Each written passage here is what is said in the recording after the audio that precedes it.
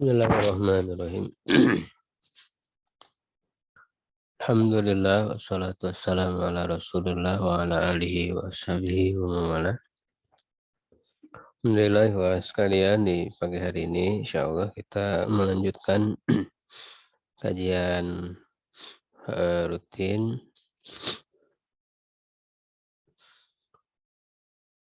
Akademi Tafaqquh Fiddin ya.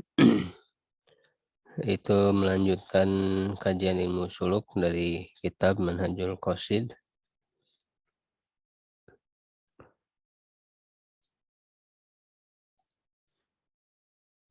Melanjutkan pembahasan tentang adab tilawah ya, membaca Al-Quran.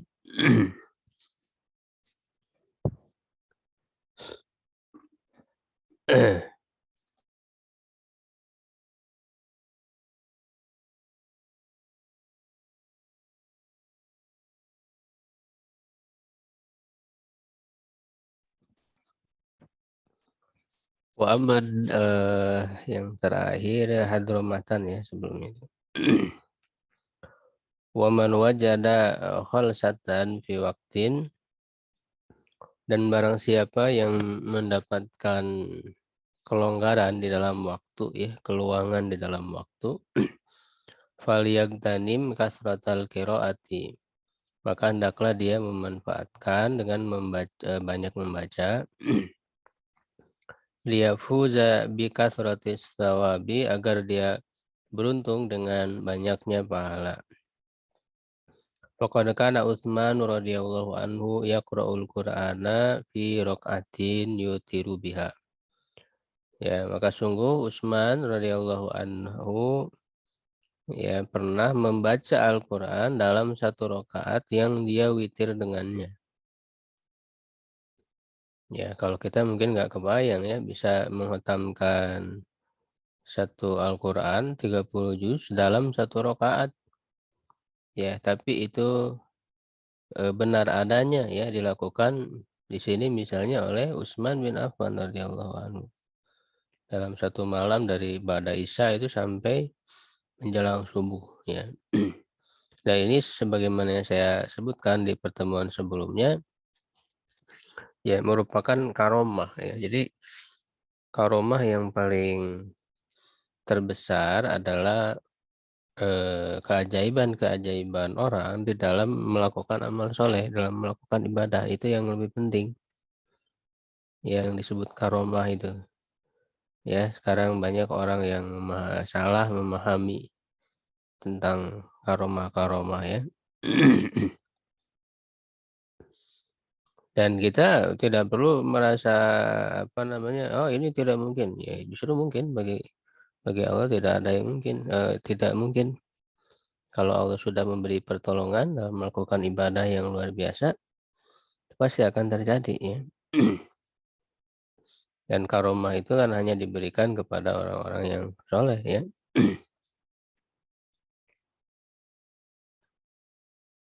Nah, begitu juga wa kana Syafi'i rahimahullahu ya, Imam Syafi'i rahimahullah yakhtimu fi Ramadhana sittina khatmatan.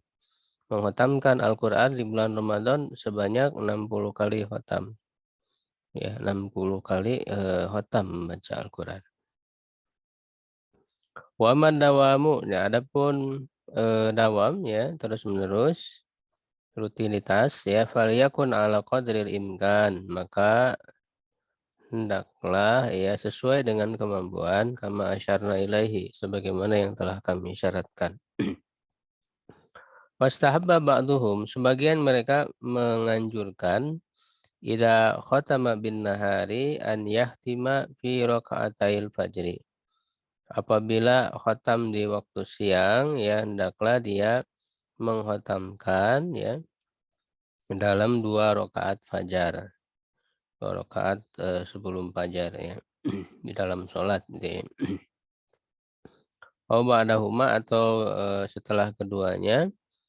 Wa idza khatama bil laili an yahtima fi raka'atail maghribi.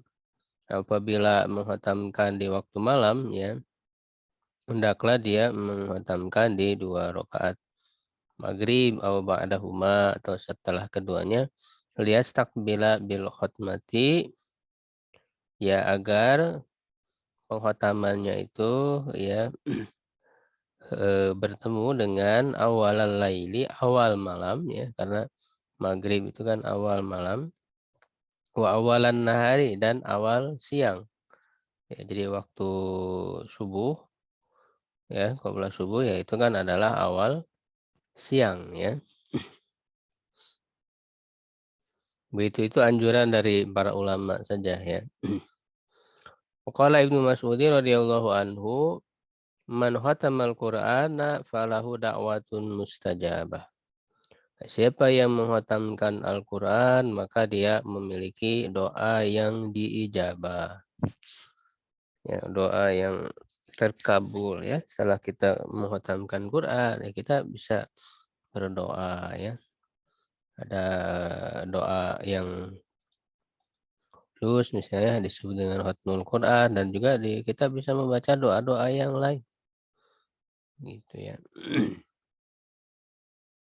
Wa kana Anasun radhiyallahu anhu idza khatamal Qur'ana jama'a ahlahu wa da'a. Anas bin Malik ya radhiyallahu anhu apabila menghatamkan Al-Qur'an, beliau mengumpulkan keluarganya dan berdoa. Ya. Wa yustahabbu tahsinul qira'ah, dan dianjurkan membaguskan bacaan, wa idza lam yakun hasanas sauti ya hassanahu mastata'a. Ya, apabila dia bukan orang yang suaranya bagus, ya hendaklah dia memperbagusnya sesuai kemampuan, semampunya. Ya.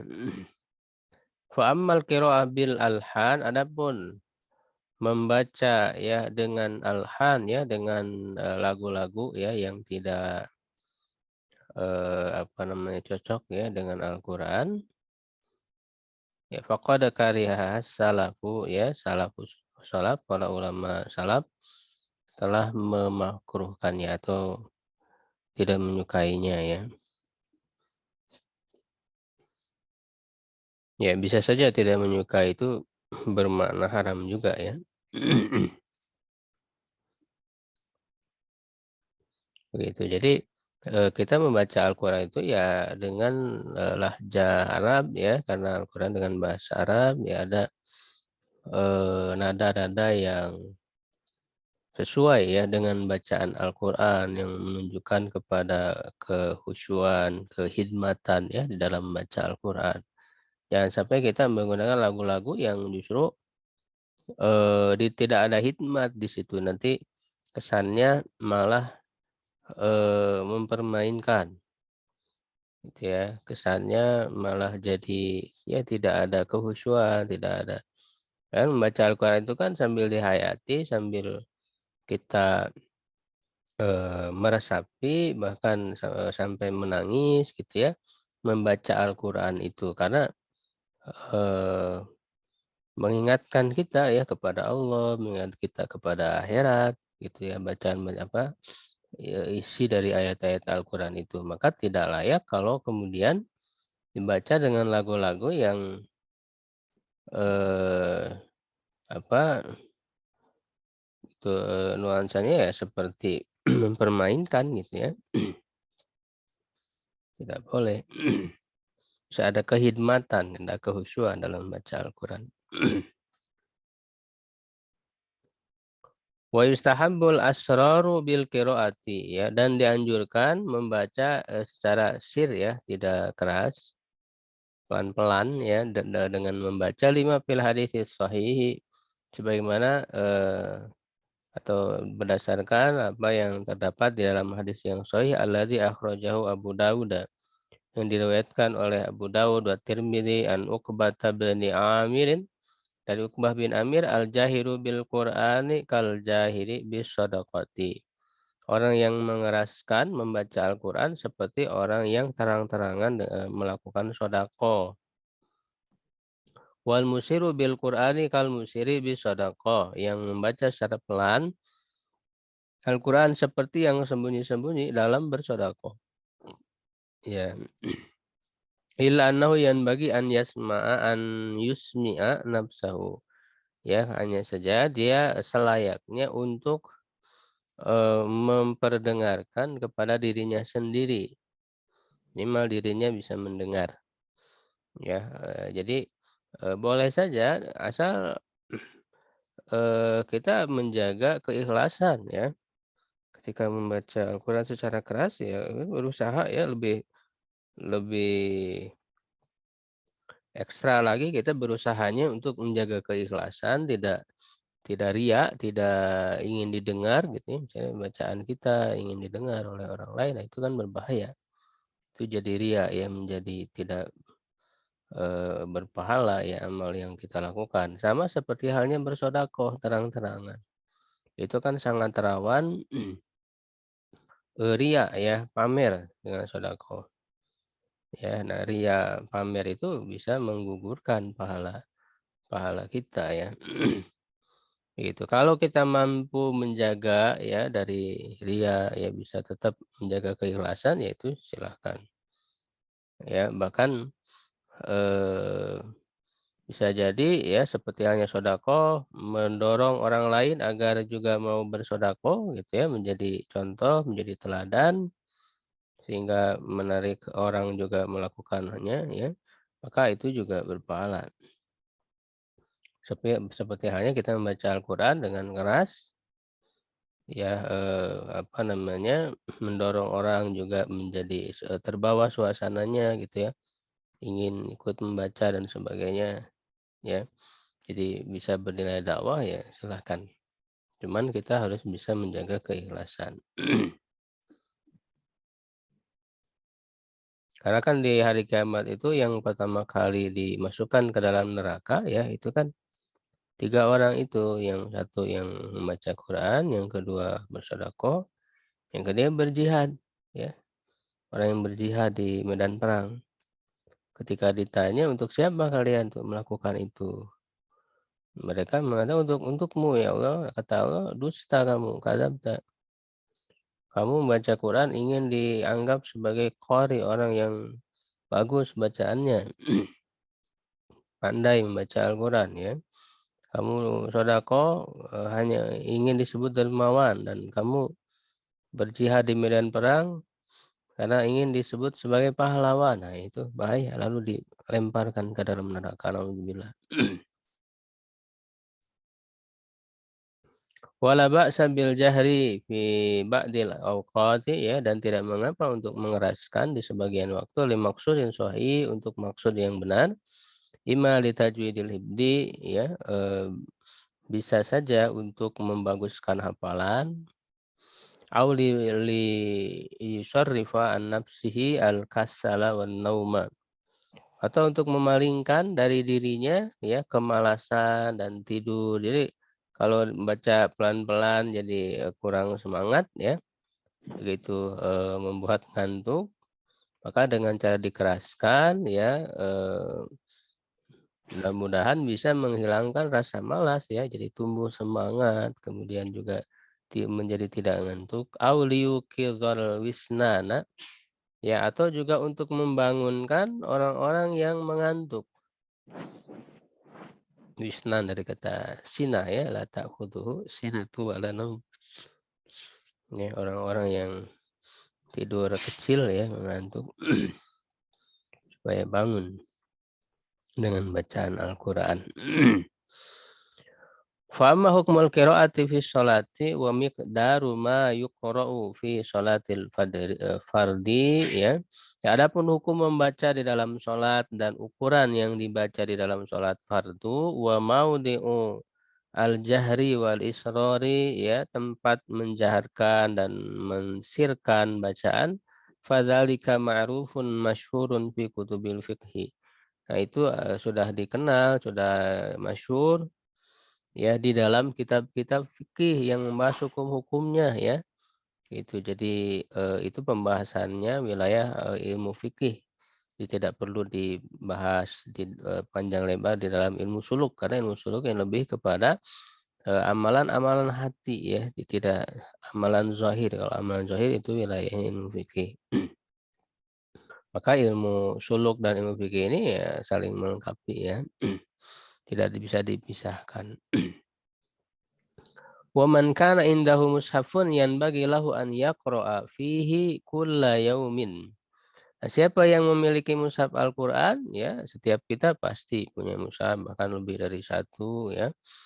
Jangan hanya dijadikan pajangan saja. Selayaknya dia membacanya setiap hari walau ayatin yasiratan, walaupun hanya ayat-ayat yang sedikit ya. Itu li'alla yakuna mahjuron, agar Quran itu, mushaf itu tidak apa, ditinggalkan. Karena itu kan ada apa, menjadi keluhan Rasul ya kepada Allah, bahwa umat beliau itu apa, yattakhidul Qur'ana mahjura, menjadikan Al-Qur'an itu mahjur. Ya, menjadikan Quran itu ibarat rumah yang tidak ditinggali gitu ya. Rumah kosong, tidak ditinggali lagi. Ya, akhirnya mushaf Quran itu hanya jadikan pajangan saja. Kita melihat ya, realita umat Islam itu sudah sangat jarang yang membaca Al-Quran itu. Ya, begitu miris. Padahal Quran itu kan adalah petunjuk hidup yang harus kita pelajari ya, setiap hari, setiap saat kita baca. Ya, bahkan ya hanya dijadikan pajangan, dijadikan naudzubillah, dijadikan jimat misalnya ya, atau kalau dibaca ketika ada orang yang mati saja. Ya, ini sama sekali tidak sesuai dengan tujuan Allah menurunkan Al-Quran. Makanya Ibnu Taimiyah rahimahullah ya mengatakan, ya siapa yang tidak membaca Al-Quran maka dia meninggalkan Al-Quran. Faqad hajarahu ya. Siapa yang membaca Al-Quran dan tidak mentadaburinya, sungguh dia juga meninggalkan Al-Quran. Ya, siapa yang membaca Al-Quran, mentadaburi, mempelajarinya, dan tidak mengamalkannya, dia juga sungguh meninggalkan Al-Quran. Ya, jadi orang yang tidak meninggalkan Al-Quran dalam membacanya, mentadaburinya, dan mengamalkannya. Ya, begitu. Wain bagi litalil Qur'anil azimi an yandura ya. Ya, selayaknya bagi orang yang membaca Al-Quran yang mulia ya, untuk melihat kaifa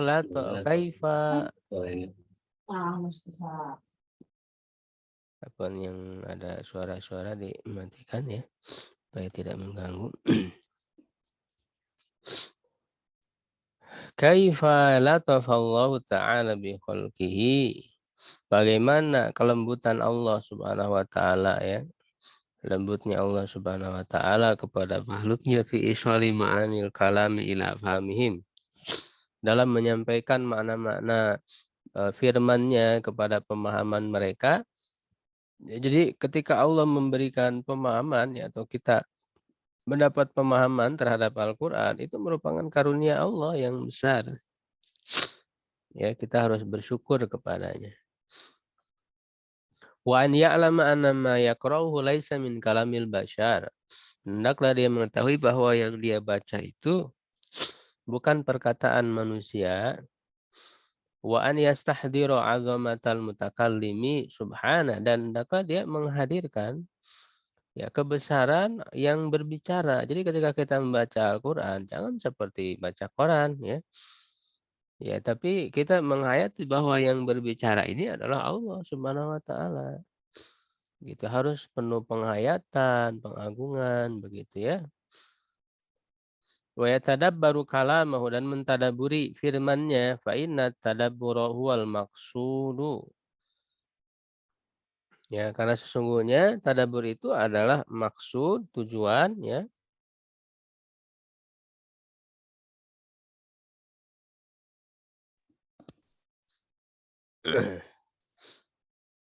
Minal qiraati dari bacaan wa in lam yahsul tadabburu illa bitirdadil ayat dan jika tidak meraih tadabbur, tidak menghasilkan tadabbur kecuali dengan mengulang-ulang ayat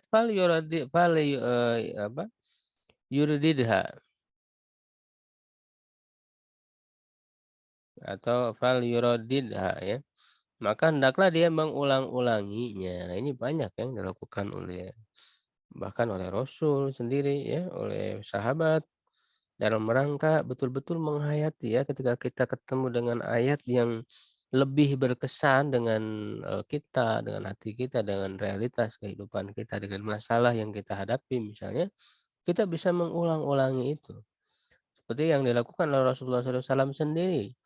Ya, faqad rawa Abu Dzar radhiyallahu anhu, Abu Dzar meriwayatkan dari Nabi SAW annahu qama lailatan, bahwa beliau sholat malam, qama lailatan maksudnya qiyamul lail, biayatin dengan membaca satu ayat yuraddiduha mengulang-ulanginya, in tu'adzibhum fa innahum ibaduk wa in taghfir lahum fa innaka ghafurur rahim. Ya, karena beliau itu sebagai seorang rasul yang punya amanah ya terhadap umatnya, yang selalu memikirkan umatnya. Bahkan di akhir ayat, di akhir hayat beliau, beliau yang terucapkan adalah ummati, ummati gitu. Sehingga wajar ketika bertemu dengan ayat seperti ini tentang umat beliau, jika engkau mengajar mereka, sungguhnya mereka adalah hambamu. Dan jika engkau mengampuni, sungguhnya engkau maha pengampun. Ya itu kan, betul-betul, apa namanya, perasaan Rasul terbawa gitu ya, sehingga terus mengulang-ulanginya. Ya wa qama Tamim Ad-Dari radhiyallahu anhu ya, Tamim Ad-Dari bi ayah wa hiya qauluhu ta'ala. Jadi dengan satu ayat ya hasibal ladzina ijtarahu sayyiati an naj'alahum kal ladzina amanu wa amilus shalihat. Apakah orang-orang yang berbuat dosa itu mengira kami akan menjadikan mereka seperti orang-orang beriman dan beramal soleh? Ya kan? Itu. Jadi orang yang berbuat dosa ya tidak sama dengan orang beriman, beramal soleh. Itu ya. Ini membuat Tamim Ad-Dari terus mengulang-ulanginya, menghayatinya ya. Gitu wa kadzalika alam qama bihar Rabi bin Khaisam rahmatullahi alaihi lailah. Begitu juga Rabi bin Khaisam ya, salat malam dengan membaca ayat ini pada apa ya, wain bagi litali an yastaudiha min kulli ayatin ma yaliku biha ya, hendaklah ya selayaknya bagi orang yang membaca Al-Qur'an untuk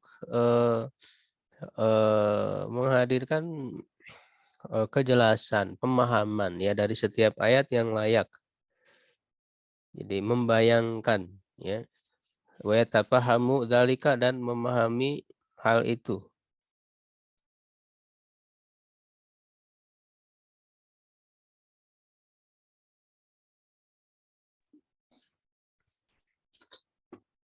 Ya wa fa idza tala qaulahu, apabila membaca firman-Nya, khalaqas samawati wal ard, yang menciptakan langit dan bumi, falyalam azamatahu, maka ketahuilah kebesarannya, wa yatalammah qudratahu ya fi kulli ma yarau, dan apa namanya, memperhatikan ya kekuasaannya pada setiap apa yang dia lihat.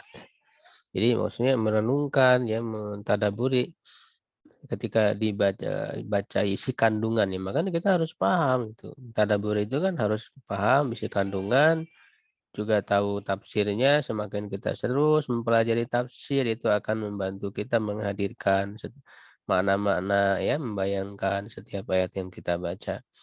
Wa idza tala, apabila membaca faraitum ma tumnun, maka kalian memperhatikan apa yang apa air mani ya yang kalian pancarkan. Falyatafakkar, maka bertafakurlah fi nutfatin mutasyabihatil ajza, pada nutfah yang mirip bagian-bagiannya. Kaifatan qasimu ila, jadi dari apa, air mani itu yang bagian-bagiannya sama, tapi kemudian terbagi ya dalam pembentukannya, ya penciptaannya ya, terhadap manusia menjadi manusia kepada daging dan tulang ya, tumbuh daging, tumbuh tulang, wa irkin, wa asabin ya, menjadi urat-urat ya, saraf. Itu wa askal muhtalifah, bentuk-bentuk yang berbeda-beda, min ro'sin, dari kepala ya. Jadi dari air yang sama itu kemudian terbentuk kepala, wayadin tangan, warijlin kaki, summa ila ma dhahara fiha, kemudian kepada apa yang nampak ya di dalamnya, binas sifatis syarifah, dari sifat-sifat yang mulia ya, kasam'i, seperti pendengaran, wal basari ya, penglihatan, wal akli wa ghairi dzalik ya. Dan selain itu faliyata'ammal hadhil ajaib.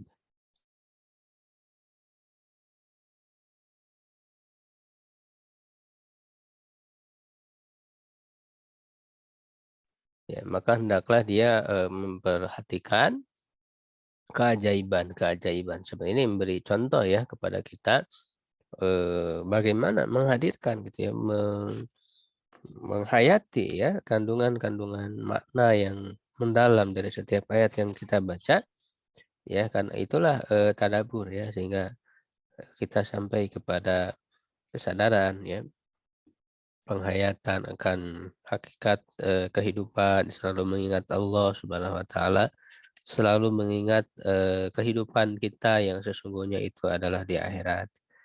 Ya, jadi ini adalah tadabbur ya, hendaklah kita membaca dengan tadabbur, tidak hanya baca saja ya, tapi harus dengan tadabbur. Baik, sekalian ya, karena sudah jam 6 kita cukupkan untuk pembahasan pada kesempatan kali ini. Mudah-mudahan bermanfaat.